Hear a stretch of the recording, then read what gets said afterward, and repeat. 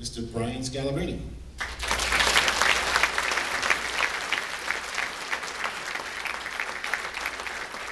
Thank you. Yes, right? Like the list went on, and all these accomplishments and everything like that, and that's great. You know, yes, I played 11 years in the NBA. You know, I was an All-American in college, was All-Pac-10, all those things. I was fortunate enough to go to 4 NBA finals. Should have told them last time. 4 NBA finals. I had some unbelievable teammates. I had some unbelievable experiences in the NBA and even beyond. And even as a broadcaster now, it's been great. I've worked with some of the best. Tommy Heinsohn, I know like at least half the room knows who Tommy Heinsohn is, and he's unbelievable to work with, as well as Mike Gorman, 2 guys that have really helped me, you know, develop as a broadcaster. But this is now to you kids. Just first, the overall theme is growth is not linear. You don't just start out here, the next day you're here, the next year you're there, and you just keep growing. Everyone grows at a different rate. I think ultimately it comes down to putting in the work and believing in yourself and not getting discouraged when things don't really work out for you guys. And it's going to happen, right? It's going to happen. So just stay positive no matter what your scenario is. You have a great game, you have a bad game.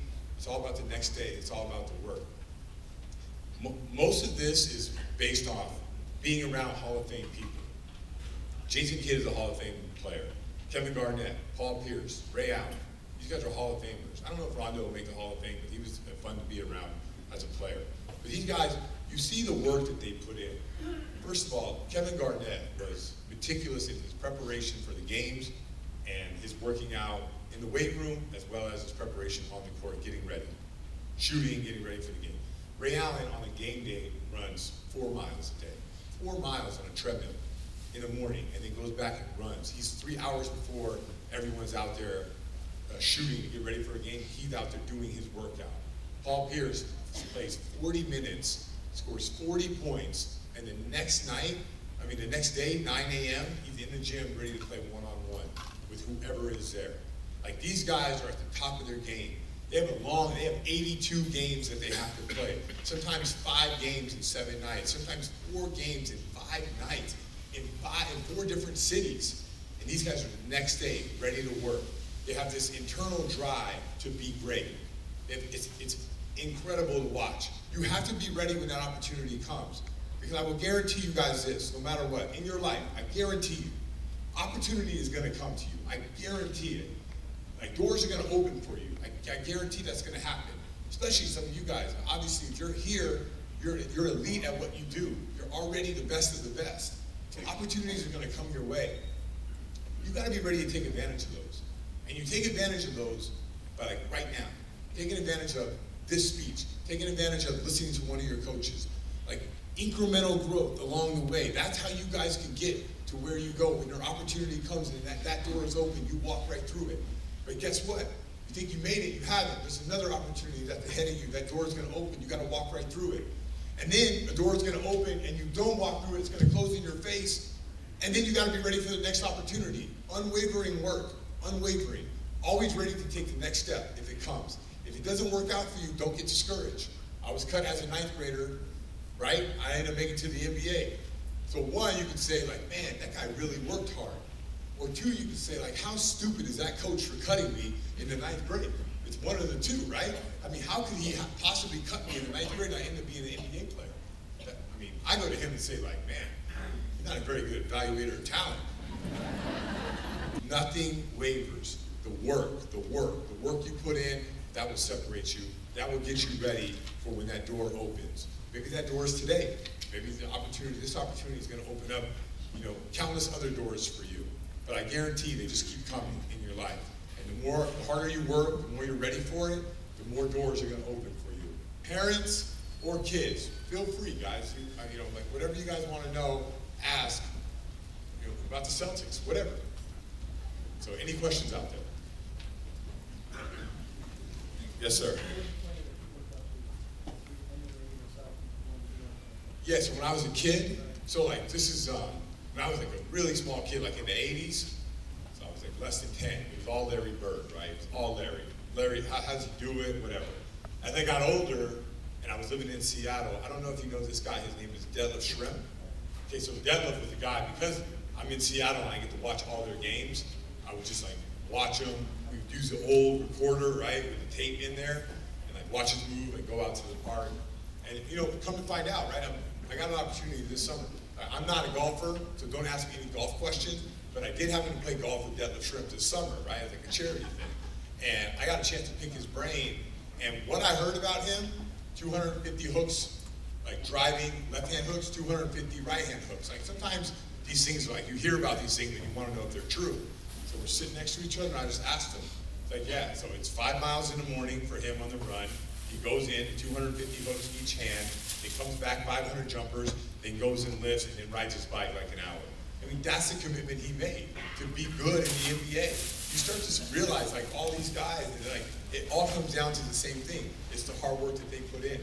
But he's the guy that I really tried to play like. Yes? Did you complete your degree at USC, and what was it in? Yeah, so I have it's a dual degree in social science and history. So I did graduate from USC, which is like, it doesn't sound like that big of an accomplishment. I don't think it is. Like, it's only 9% of Division I athletes actually get their degree.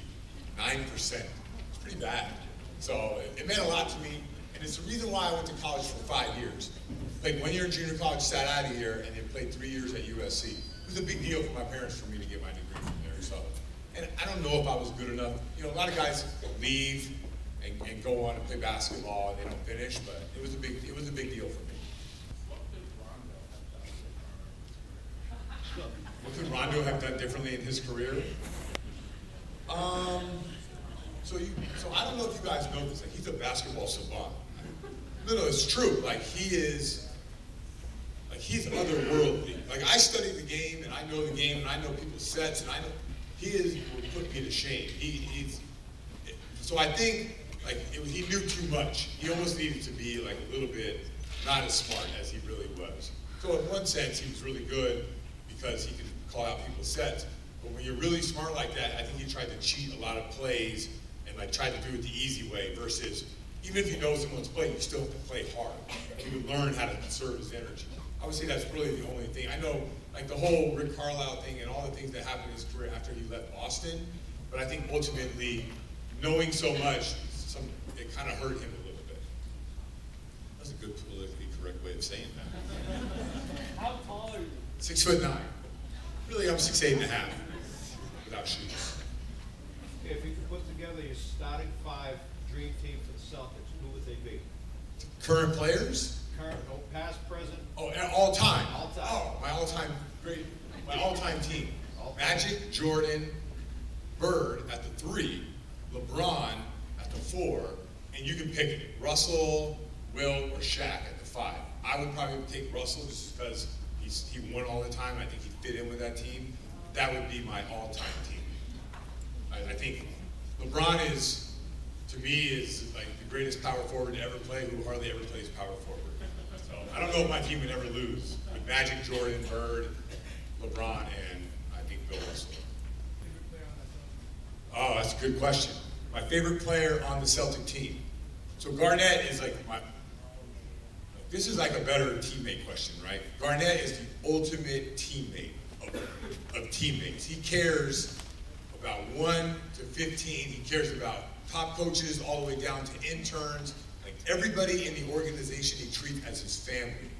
And when you see that from a guy on his level, you know, when he has, you know, he's trying to win a championship and he's hyper-focused, but he also cares a lot about like the 15th man, the rookie, the guy who's going to get cut during training camp.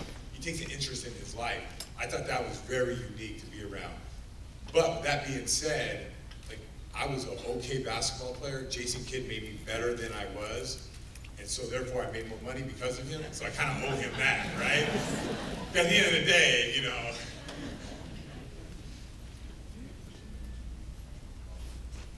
Good question. So the statement is, a lot of you guys are good at what you do right now, but you might not play in college.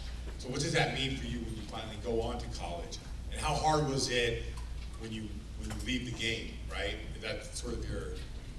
So in college, so first of all, except for football, for all you football players, I don't know what you guys do next. Like I know, like, I still get together with some old 40-year-old guys and still play hoops, right? I don't know what the football players do. Maybe you guys play other sports. That would be great. I don't think you guys can get together and just, like, bust each other's heads open on the weekends, right? But I will say, I continue to play as much as you can, especially if you love it. But just a little story. When I finally retired, raise your hand if you've heard of the Scalabrine. Yep. Just one? Two? Okay, there's a few of you guys. So this was a little obsessive and insane, right? When I retired from basketball, I went on this mission, like, for all the people that used to think, like, I could be better than Scal. Like, oh, I could play in the NBA if I could be better than Scal.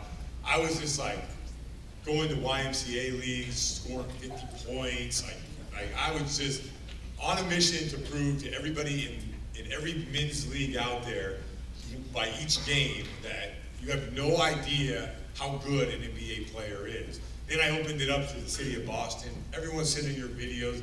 I'll take the top 4 guys and I'll play you guys one-on-one on camera. And I beat them 55-5 or something like that when you add up all the scores. It's just, when you think about, like, you know, even the worst player in the NBA versus like a normal guy, you're not gonna, it's gonna be really tough to win. And especially when you walk in and you think, like, holy, this guy's 6'9". A big guy in high school or college, like 6'3". So I went on this mission. Was that smart? Absolutely not. Like, I was like working out every day just to beat dudes up from the YMCA. Dumb. That was stupid, right? And that lasted for a year and a half. And then one day, I don't know, I think I woke up, my back was hurting, and I'm like, what am I doing? Like, what am I doing with my life? So I kind of gave that up, but it was hard for me to move on. My identity has been a professional athlete for so long. So I was like grasping on the things to hold on to them. It was hard to move on. And I'm sure it's hard for, you know, for all the parents out here that have played sports and had to move on. It's hard for everybody to move on. So, you know, I don't think there's any easy way. My only thing is play as much hoops as you can if that's what you want to do. If it's another sport like football, I don't know, like football, I guess, two-hand touch, I'm not sure. But I would just say, just encourage the competitive nature of life. It's fun. A lot of people get into fitness, CrossFit, like those type of things, competing different ways. But if you are competitive and you're good, you got to continue to do that. But all these guys are going to go on to play somewhere, and they're going to be fine. There was one more question over here. Yes. How do you think nutrition play a part?